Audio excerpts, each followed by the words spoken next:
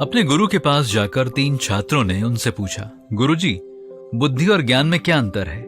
गुरुजी एक कमरे में जाते हैं और थोड़ी देर बाद बाहर आते हैं और पहले छात्र से कहते हैं, उस कमरे में 3 गिलास में दूध रखा हुआ है, उसमें से 1 गिलास का दूध पीकर आओ। जब छात्र कमरे में गया तो वहां पर 1 गिलास सोने का था, दूसरा चांदी का और तीसरा तांबे का। छात्र ने खुशी खुशी सोने के गिलास का दूध पी लिया। जब दूसरा छात्र कमरे में पहुंचा तो उसने देखा कि सोने का गिलास खाली था। उसे थोड़ा दुख हुआ, फिर भी यह सोचकर संतुष्ट हुआ कि कम से कम उसे चांदी के गिलास का दूध तो नसीब हुआ। उसने उस गिलास को पिया और थोड़ी संतुष्टि से बाहर आया।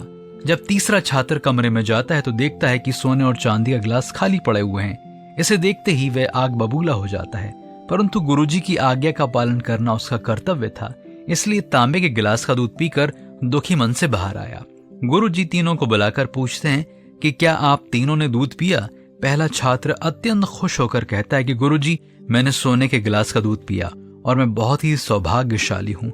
दूसरे छात्र ने कहा, मैं थोड़ा दुखी हूँ कि मुझे सोने के गिलास का दूध नहीं मिला, परंतु इस बात से थोड़ा संतुष्ट हूँ कि कम से कम चांदी के गिलास में दूध मिला।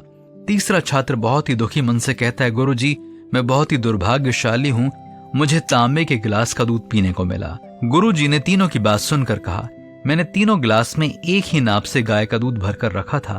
तुम तीनों ने दूध के स्वाद की ओर कोई ध्यान नहीं दिया।